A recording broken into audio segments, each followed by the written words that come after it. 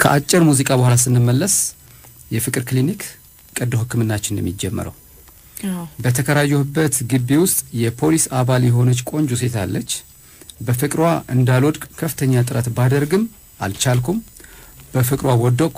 በጣም ኮስታራ ስለሆነች አይደለም እንደወደድኳት ልነግራት ቀርቶ ለሰላምታም እፈራታለሁ። ባካችሁ ምን ላድርግ አክሙኝ። ኬቢ ነው ዛሬ ቀዶ ህክምና የሚደረግለት ታካሚያችን።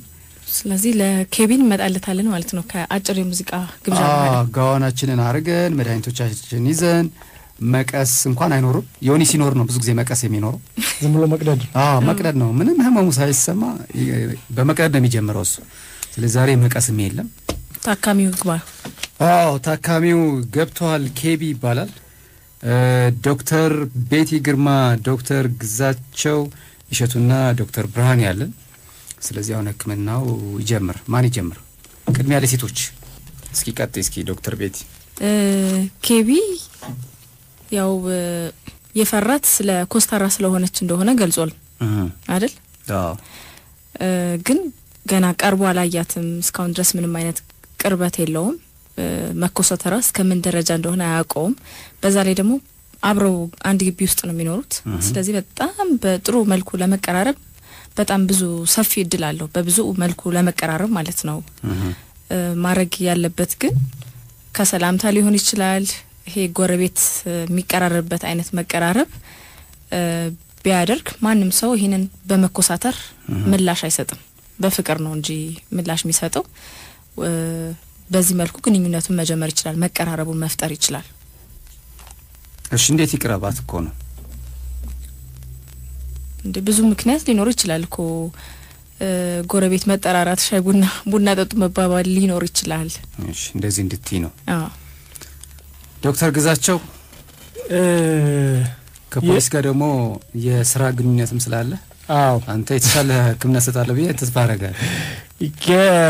የኬቢ ችግር ምናልባት ወንጀለኛ ካልሆነ በስተቀር ፖሊሷን በእንዲህ አይነት አጋጣሚ አግኝቶ የሚያስፈራበት ሁኔታ ያለ አይመስለኝም። ፖሊሶች ያው አንዱ ባህሪያቸው ብዙዎች ኮስታራ አይደሉም፣ ግን እንዲህ አይነት ነገር ላይ ቆንፍጠን ያለ ባህሪ ያላቸው ከዛ አንፃርም ሊሆን ይችላል። ስለዚህ እንደዛ አይነት ፊት እንደዛ አይነት ነገር ያየችው ሰላምታ ከጀመረ በኋላ ይሄ ነገሩ የሚቀየር ይመስለኛል። ስለዚህ እንደምናደርሽ ደናደርሽ በሚለው ሰላምታ መጀመር ይችላል እዛው ግቢ ውስጥ ሲያገኛት። ከዛ ደግሞ ወደ ተለያዩ ነገሮችም መግባት ይችላል። ልምዶችን በመለዋወጥ እንዲህ አይነት ነገር አጋጥሞኝ ነበር፣ ምንድነው ማደርገው፣ ምንድነው መሆነው፣ ምን ትመክሪኛለሽ በሚል የምክር እርዳታ ታሪኮችን ፈጥሮ አንዳንድ ነገሮችን አድርጎ የምክር እርዳታ አግኝቶ ከሷ ጋር የበለጠ ከሰላምታ ያለፈ የበለጠ ግንኙነትና ቀረቤታ መፍጠር ይችላል። ስለዚህ እነዚህ ነገሮች ሲፈጠሩ ኮስታራነቷ ይቀርና መላመዱ መቀራረቡ ይመጣል። ከዛ ደግሞ እሷ የፍቅር ጓደኛ አላት የላትም የሚለውንም ማወቅ አለበት።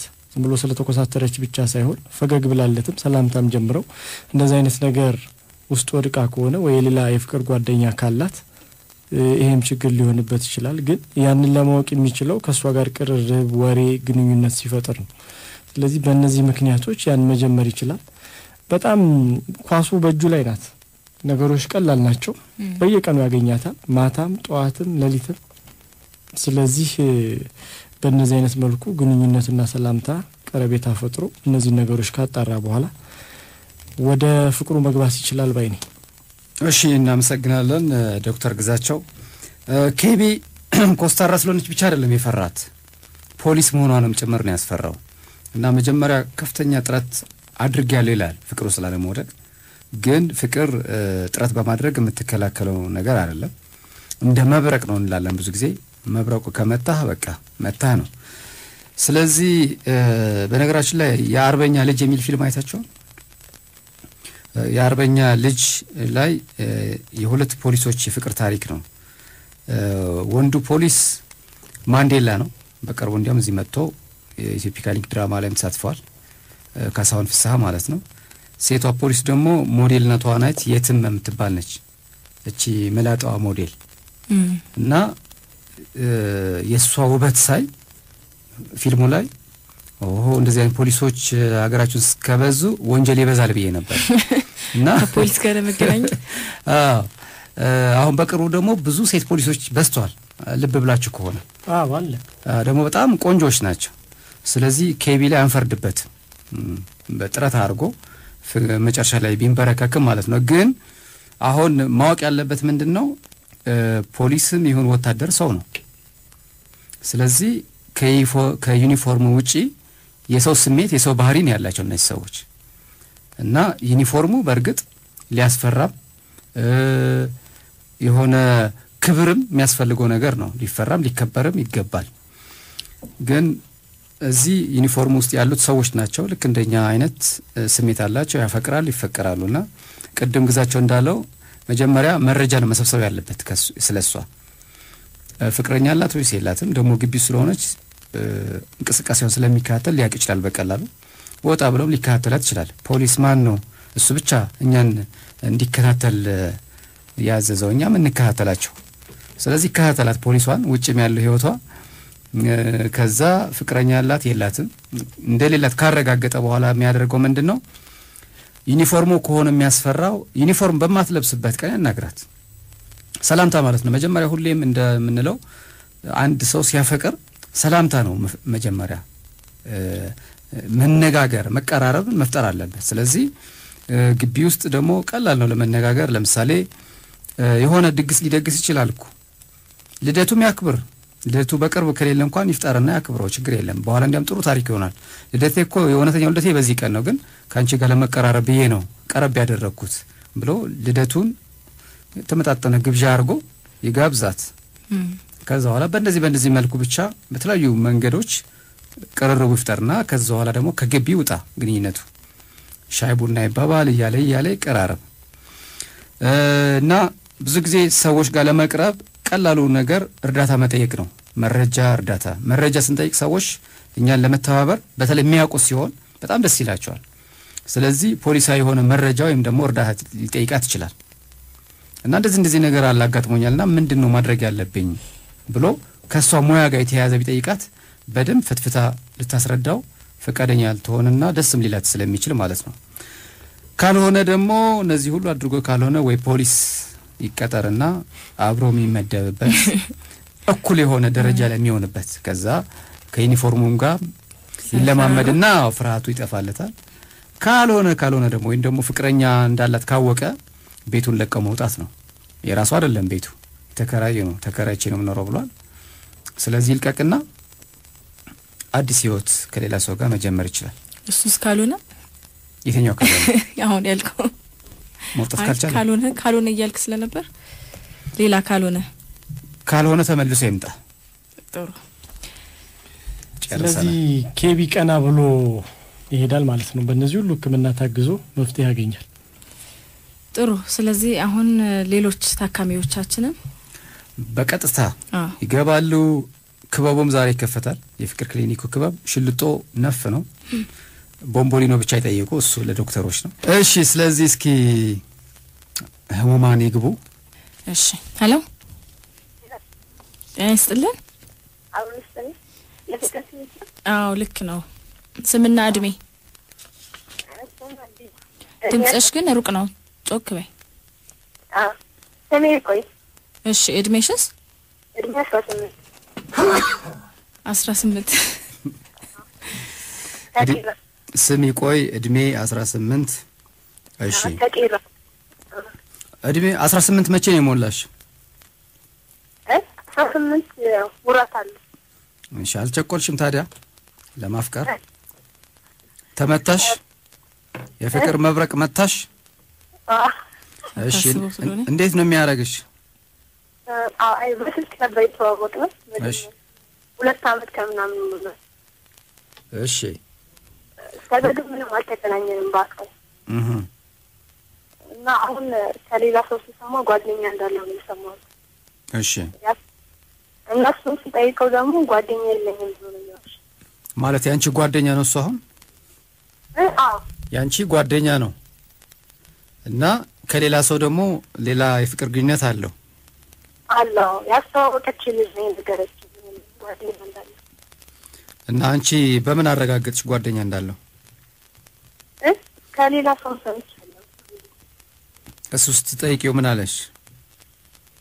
ጓደኛ ለበቃ አይሆንሽም ያለችኝ እሱን ብትጠይቀው ምንም ጓደኛ የለኝም ብሎ ነው የሚወስ እና ጓደኛሽን ታምኛታለሽ? ለምን ማለት ያስተዋወቀችኝ እሷ ነች። በእሷ በኩል ስለሆነ እውነቱን ነው የምትነግረኝ። አይ ያ ማለት 100% እሷ ስላስተዋወቀችሽ እሷ ያለችው እውነት ነው ማለት አይቻልም።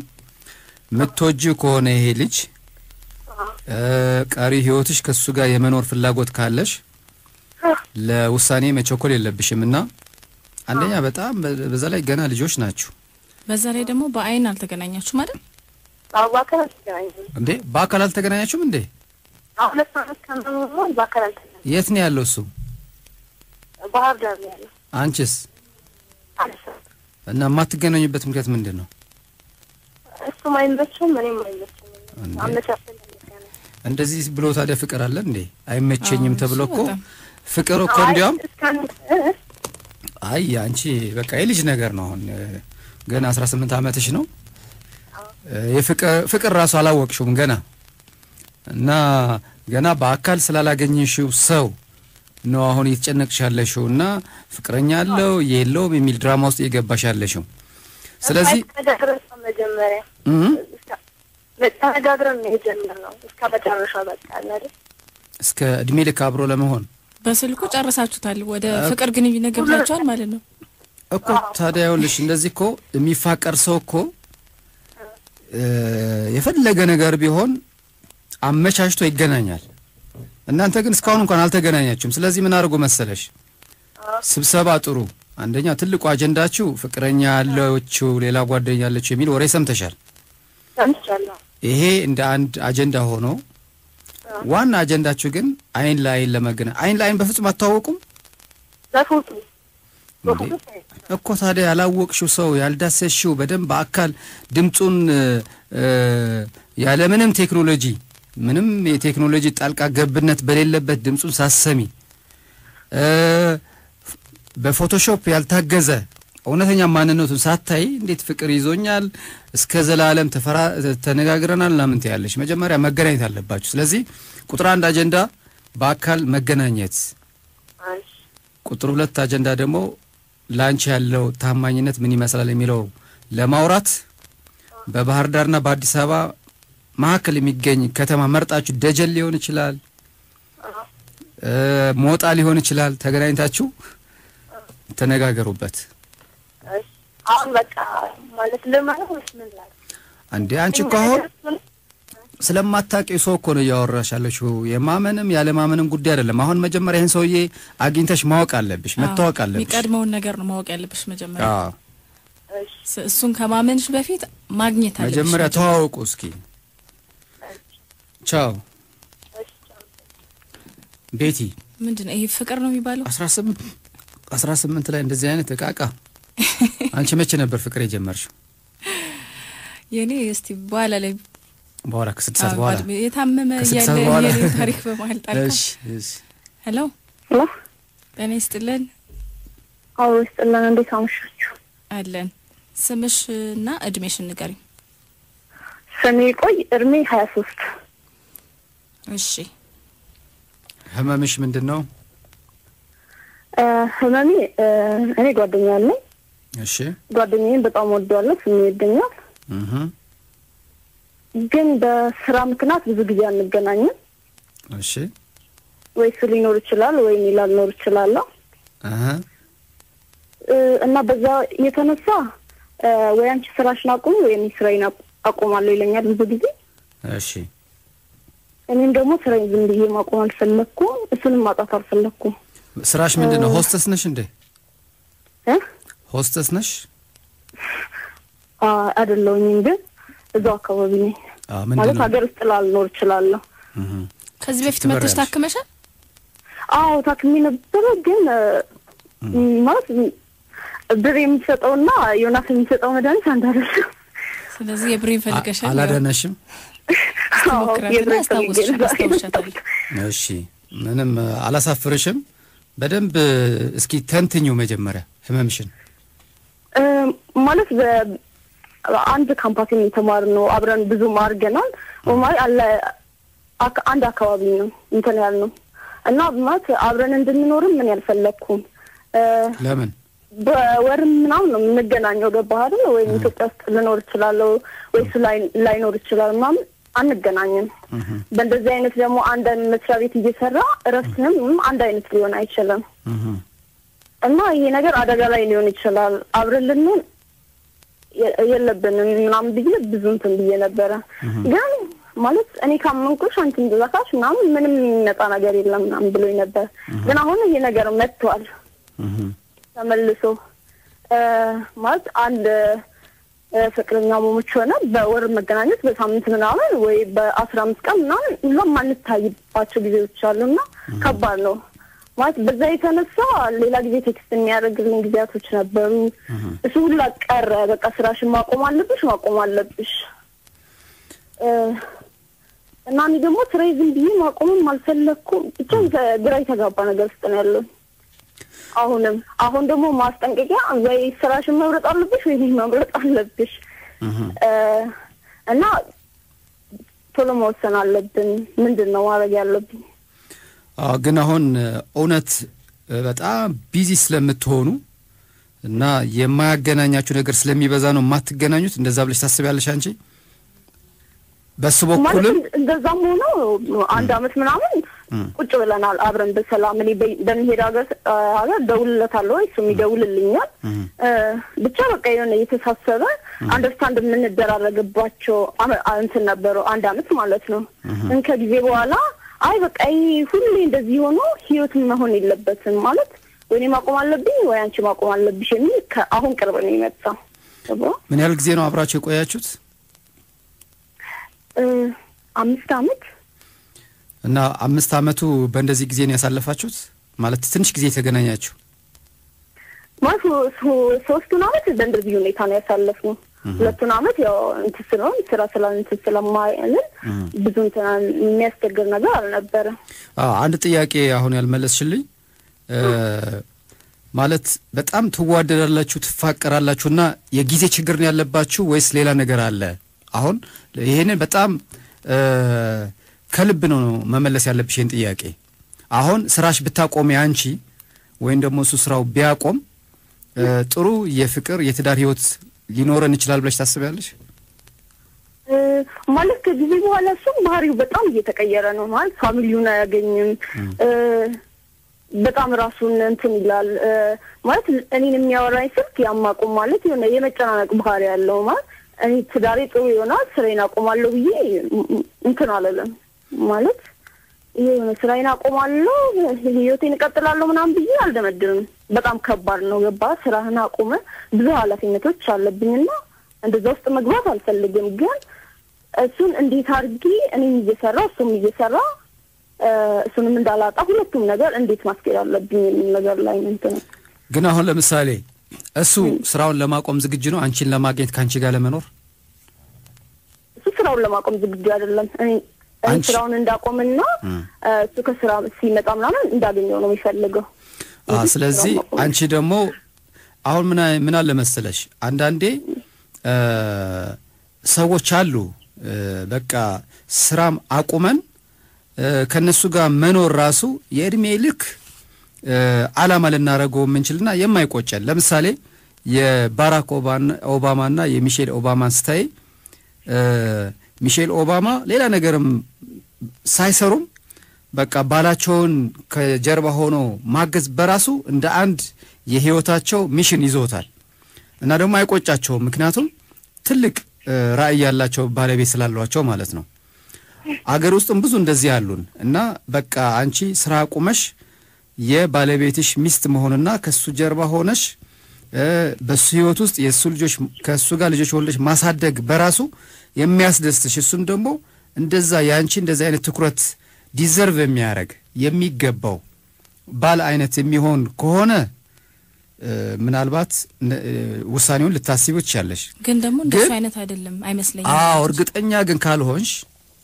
እርግጠኛ ካልሆንሽ እና ደግሞ እሱ ያንቺ ስራ አንቺ እንድታቆሚ እንጂ እሱ እንዲያቆም የማይፈልግ ከሆነና በፍቅሩም 100% ማተማመኝበት ከሆነ ምንድነው ብዙ ጊዜ የሚባለው ብዙ ጊዜ ሰዎች ካፈቀርናቸው ሰዎች እድሜ ልክ አንኖርም እና ሰዎች በህይወታችን ይመጣሉ ይሄዳሉ በጣም የምናፈቅራቸው ሰዎች ምን ረሳቸው የማይመስሉን ሰዎች ረስተናቸው ከነሱ ደግሞ የባሰ ደግሞ ክሬዚ የሚያደርጉን ሰዎች ደግሞ በህይወታችን ይመጣሉ አንቺ ግን ያለሽበት ይስራ እድል ግን ምናልባት ተመልሶ ላይ መጣ ይችላል ወይ ተመሳሳይ ራሱ ላይ መጣ ይችላል ወይ ከሱ የተሻለ ላይ መጣ ይችላል እና አሁን ፍቅሩን ነው መመዘን ያለብሽ እና ደግሞ ይሄ ፍቅር ወደፊት የመዝለቅ እድሉ ፖቴንሻሉ ምን ያህል ነው ማሰብ አለብሽ ስለዚህ ጠረጴዛውን ወደ ስታ ዞሪውና አይ አንተ ነህ ስራ ማቆም ያለብህ አንተ የምትወደኝ ከሆነ የምታፈቅረኝ ከሆነ እኔን ከምር የምትፈልገኝ ከሆነ እስኪ አንተ አቁምና አብረን እንኖር የሚል ጥያቄ ማቅረብ ትችላለሽ ከዛ በኋላ ትለኪዋለሽ የፍቅር ደረጃውን ምን አሰብሽ መወሰን ነው በኋላ ላይ በሁለቱም መልኩ አይቱ እንጃ ብቻ ግራ የተጋባ ነው እስቲ እሞክራለሁ አይ ግራ ገብቶሽ መውጣት የለብሽም አሁንም ግልጽ ያልሆነልሽ ነገር ካለ በደንብ መጠየቅ ትችያለሽ ምክንያቱም ምንድነው አሁን እሱ አንቺን ነው አቁም ይያልሽ ያለው ስራው አንቺ ደግሞ አሁን ስራሽን ትወጃለሽ ማለት ነው ከሱ የበለጠ አይደል አሁን ባለሽ ስሜት ማለት ስራዬን ወደዋለሁ ማለት ኃላፊነት የወሰድኩትን ነገሮች አሉኝ ማገባት ስራዬን አቆምኩ ማለት እኔ እሱ ካኖረኝ እኔ ማኖራቸው ልጆች አሉኝ ማለት እሱን ነገር ደግሞ ማቆም አልፈልግም በኃላፊነት የወሰድኩት ነገር ስላለኝ ይሄ ራሱ በቂ ነው ምክንያቱም በጣም ለሱ ያለሽ ፍቅር ከስራውና ከኃላፊነቱ ቢበልጥብሽ ኖሮ ወደዚህ ማትመጭም ነበር በቃ አቁም ሲልሽ በቃ ያንተ ስራ ይበቃናል እኔ አቆማለሁ በቃ እንጋባለን ወደዛ ነገር ተገቢ ነበር አሁን ግን እንደዛ አይነት ስሜት አልፈጠረብሽም ቆይታለች እዚህ ከመጣችና እስካሁን በዚህ ስሜት ውስጥ ናት እንደዛ አይነት ስሜት አልፈጠረብሽም አንቺ ያለሽው ኃላፊነት ይሰማሻል ስራውን መስራት ትፈልጊያለሽ በሱ ላይ ደግሞ በደንብ እርግጠኛ አይደለሽም አሁን እኔ እንደተረዳሁት ከሆነ ማለት ነው ስለዚህ ወይም ደግሞ የጊዜ ገደብ አርጉና አሁን ከምር ስራችሁ በቃ የማያገናኝ ነገር ነው ስራችሁ አያገናኛችሁም ማለት ስራችን አያገናኘንም ወይ እኔ ስመጣ ተኛለሁ ወይ እሱ ሲመጣ ይተኛል እኔ ስተኝተን ይሄዳለሁ እና እንገናኝባቸው ታይሞች ብዙ አይደለም እስከ መቼ ነው አንቺ በዚህ ስራ መቆየት የምትፈልጊው ማለት በቃ እስከ ፍላጎት ይዘስ መቆየት የምፈልገው ግን መልቀቅ አልችልም አሁን በተወሰነ አመታቶች ከዛ በኋላ ለቅቄ ሌላ ስራ መስራት እችላለሁ ለምሳሌ ስንት አመት ከዚህ በኋላ መስሪው 6 አመት ስለዚህ አሁን ሁለት ምርጫዎች ማቅረብ ቻለሽ እሱ እንዲያቆም አንቺ ከሱ የበለጠ ኃላፊነቶች ስላሉሽ መስራት እንዳለብሽ ለደሞ 6 አመት እንዲጠብቅሽ እሺ እናመሰግናለን እናመሰግናለሁ ቻው ሄሎ ማን በልስም ስሜ ያብከ ባላሎ ማ ያብከ አዎ እሺ እድሜ 25 እሺ ህመምህን አጠር አድርገህ ንገረን ህመሜ በጣም የምወዳት ነበረች በ2000 ዓመተ ምህረት ጀምሮ በቃ 10ኛ ክፍል እያለሁ ነው የምወዳት እሺ እና በጠይቃት በቃ እኔ ድሮ አልጠይቃት ነበር 12ኛ ክፍል እስካለሁ ድረስ አልጠይቃት ነበር እየፈራኋት ሁሌ በቃ በዝም ብያታለሁ እሺ ከዛ ወደ ግቢ ስንገባ በቃ ጠየቅኳት ምን ብለህ ጠየቃት እኔ በቃ ድሮ የፈራሽ ነበር የፈራሁሽ አልጠየቅሽም አሁን ግን በቃ አልቻልኩም ምናምን ብዬ ስጠይቃት በቃ እኔ እምቢ አለችኝ በቃ ግን ጓደኛ አለኝ ስላለኝ ጓደኛ እንደሌላት ይነግሩኛል ልጆች እና በቃ ስደውልላት አሁን በቃ ቴክስት ልክላታለሁ ኧረ እባክህ አትረብሽ ትለኛለች በቃ እኔ ምንም መኖር አልቻልኩም ስልኳን ከየት አገኘ አቤት ስልኳን ከየት አገኘ ስልኳን ድሮም አውቃለሁ እኮ ከየት አገኘው ከጓደኞቿ ነው ያወጣው እሺ ቀጥል እና አሁን ስደውልላት እንበለች በአጋጣሚ እዚሁ አዲስ አበባ ያለች አሁን እኔም እዚህ ነው ያለው በቃ ምንም ላደርግ አልቻልኩም ሌላ ሴትም ተስፋ ሌላ ምንም መስሎ አልታየኝም እሺ አሁን ጨርሳል አዎ ህክምናው ልንሰጥህ ነው ልብ ብለህ አድምጥ እሺ ዶክተር ቤቲ ያው ኤክስፔክት ያረገበት መንገድ ወይ ደግሞ እሷን የምትጠብቅበት መንገድ አግባብ አይደለም። አንተ ስለወደድካትና ስልኳን ስላገኘህ ብቻ ስለጠየቅካት ብቻ እሷ ያንተ ፍቅረኛ ትሆናለች ማለት አይደለም። እሺ ስለዚህ የጠበቅበት መንገድ ልክ አይደለም። ምን ማድረግ ነበረብኝ?